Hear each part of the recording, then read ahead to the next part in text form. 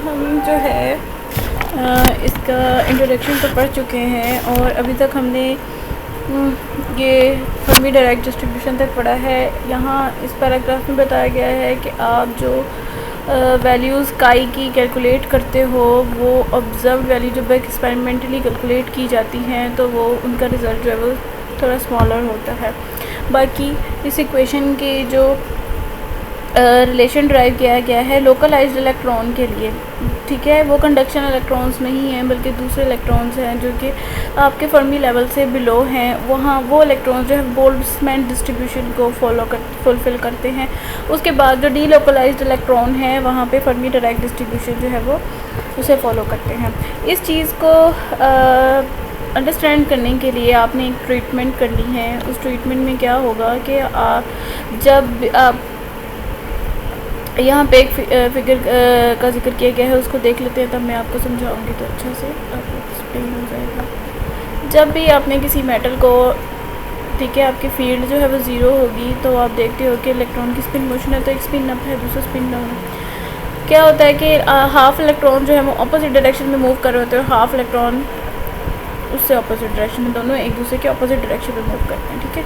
तो दोनों की नेट मैग्नेटाइजेशन जो होती है वो इक्वल हो जाती है, बैलेंस हो जाती है, तो कोई भी आपकी जो है मैग्नेटिक बिहेवियर शो नहीं होता। जब आप लोगों ने फील्ड अप्लाई कर देनी है तब क्या होगा, ठीक है।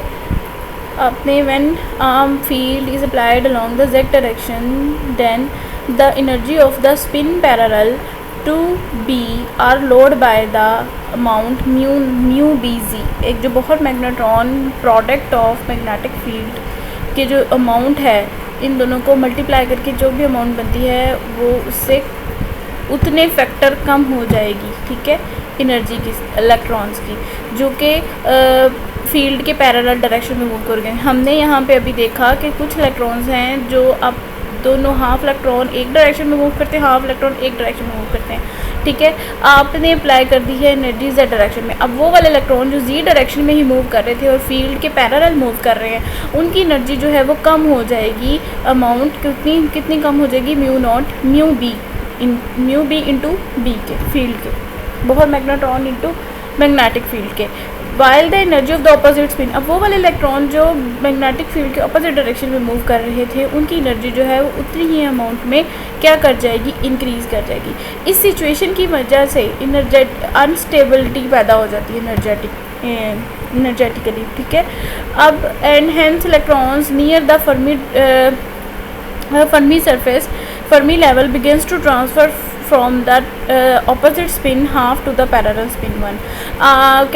इसकी वजह से वो वाले इलेक्ट्रॉन जो फर्मी लेवल के करीब होते हैं, ठीक है, अपर लेवल फर्मी लेवल के करीब होते हैं, वो अपनी स्पिन को ट्रांसफ़र कर देते हैं और दूसरे पैरेलल स्पिन के, मतलब वो वाले इलेक्ट्रॉन जिनकी एनर्जी इंक्रीज़ कर गई है वो अपनी एनर्जी जो है वो ट्रांसफ़र करना शुरू कर देते हैं वो वाले इलेक्ट्रॉन्स को जिनकी एनर्जी जो है वो क्या हो गई है, डिक्रीज़ हो गई है, leading to the net magnetization, जिसकी वजह से आपका जो है मैग्नेटिक बिहेवियर जो है वो क्या होता है, शो होता है। Only relatively few electrons near the level are able to flip their spins. अब यहाँ पे सिर्फ चंद इलेक्ट्रॉन्स ही हैं जो कि इस काबिल होते हैं कि वो अपनी एनर्जी जो है वो दूसरे इलेक्ट्रॉन्स को ट्रांसफ़र कर सकें जिनकी एनर्जी जो है वो क्या हो गई है, डिक्रीज़ कर गई है, and align with the field, और वो भी फील्ड के साथ अलाइन अप हो जाए। And other electron laying deeper with in the Fermi distribution. अब वो वाले इलेक्ट्रॉन जो कि फर्मी लेवल पे नहीं है बल्कि लोअर लेवल पे है, आप समझ लें कि अपर सरफेस पे नहीं है बल्कि लोअर सरफेस में है वो, ठीक है। वो वाले इलेक्ट्रॉन्स जो हैं are prevented from doing this and exclusion, और वो इस तरह अपनी एनर्जी को ट्रांसफ़र नहीं करते बल्कि एक्सक्लूजन प्रिंसिपल के तहत जो है अपनी मोशन को जारी रखते हैं। इस फिगर को जैसा कि मैं पहले भी दिखा चुकी हूँ, जब आपने फील्ड अप्लाई की है तब आपकी जो है एनर्जी कम हो गई है, कुछ की एनर्जी इंक्रीज़ कर गई है और कुछ की एनर्जी जो है वो डिक्रीज़ कर गई है, ठीक है।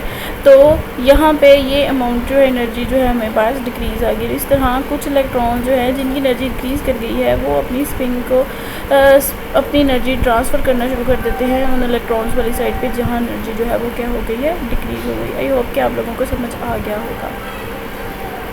अब हमने एक एक्सप्रेशन डिफाइन करने हैं किसके लिए, मैग्नेटिक ससेप्टेबिलिटी के लिए, ठीक है।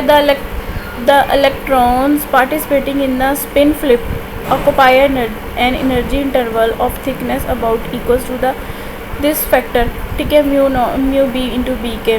अब वो वाले इलेक्ट्रॉन्स जो कि जिन्होंने अपनी स्पिन को फ्लिप कर लिया है, ठीक है, और वो एनर्जी लेवल कितनी, उनकी एनर्जी कितनी थी, ठीक है, उनकी एनर्जी थी म्यू इस फैक्टर के equal, mu B into B के। दस this concentration is given by, अब नंबर ऑफ़ इलेक्ट्रॉन्स है तो नंबर ऑफ़ इलेक्ट्रॉन्स इस फार्मूला से हम जान सकते हैं, वो है 1/2 G into E F is Fermi energy mu B into B के, ठीक है, where G E F is the density of state at the Fermi energy level by the factor of 2 is in Fermi level energy is inserted by the definition, ठीक है, ये आपका previous है, okay, including both spin direction while the present circumstances. अच्छा, ये खाली सारा ना ये इस फर्मी डेंसिटी को ही डिफ़ाइन किया हुआ है, इस ब्रैकेट से लेकर इस ब्रैकेट तक आप लोग इसको रीड आउट कर लीजिएगा, ये डेफिनेशन है।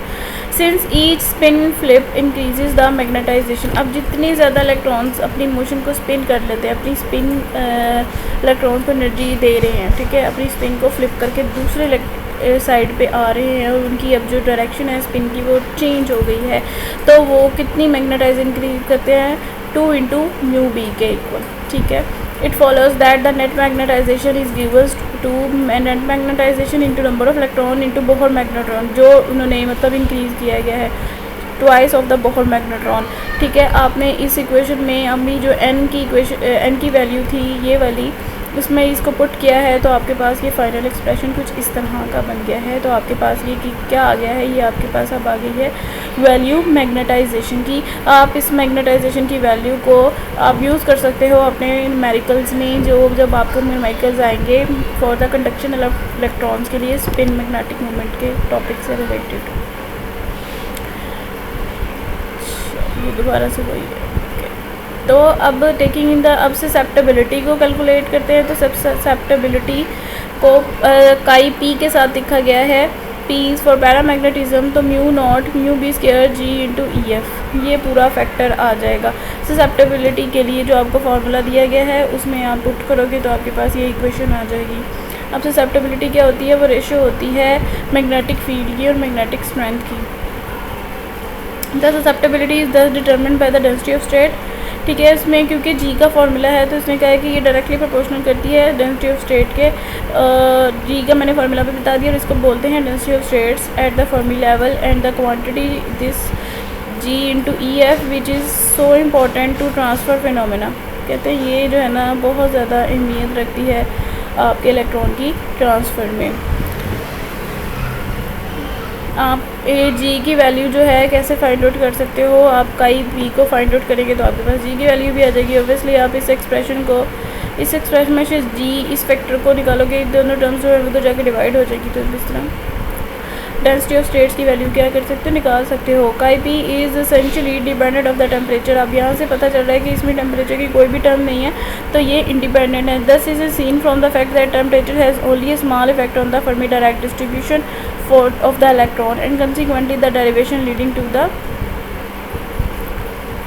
जो हमने फार्मूला काई के लिए शुरू में पढ़ा था ये उस इक्वेशन की बात की गई है। ओके, तो यहाँ पे बताया गया है वो जो इक्वेशन है, we apply 9.47 to the band of standard type we have G की ये वैल्यू आ जाएगी इस इक्वेशन में से, ठीक है। And the equation leads to chi आ जाएगा आपके पास 3.2 chi into T over T F, ठीक है। काई यहाँ पे क्लासिकल ससेप्टेबिलिटी है और ये क्या है हमारे पास for paramagnetic in the case of conduction electron वो ससेप्टेबिलिटी है। और टी एफ जो है फर्मी टेम्परेचर है, ठीक है। T F is very large जिसकी वैल्यू 30,000 के बराबर होती है, आपको MCQ में आ सकता है। और वी कैन सी दैट काई पी इज़ स्मॉलर देन काई। तो आपके पास जो है जैसे कि पता ही चल रहा है कि आपके पास ये जो पूरा काई है ये इससे स्मॉलर है, ठीक है, by a factor of about 10⁻²। ये भी आपको MCQ आ सकता है। And again in agreement with the experiments. that in transition metals the paramagnetic susceptibility is exceptionally larger than this factor, and the virtue of this narrow and high by the virtue of the narrow and high third band। क्योंकि transition metals की जो susceptibility है paramagnetic वो ज़्यादा होती है। उसमें क्या वजह है कि वो के थर्ड पीरियोडिक टेबल में थर्ड बैंड में जो है वो पाए जाते हैं, ठीक है। और इसकी वजह से दूसरा है कि larger because g of E is larger, क्योंकि ये जो हमारे पास वैल्यू है इसकी डेंसिटी ऑफ स्टेट्स की वो भी लार्जर है और ये थर्ड बैंड में पाए जाते हैं। इस वजह से ट्रांजिशन मेटल्स की पैरामैग्नेटिक ससेप्टेबिलिटी जो है वो लार्जर होती है। तो आज का ये हमारा टॉपिक यहाँ ही ख़त्म होता है। आप लोग इस वीडियो को लाजमी देखिएगा और इसके नोट्स भी बना लें, और अगर कुछ समझ ना आए तो क्वेश्चन लाजमी करेंगे। Thank you so much.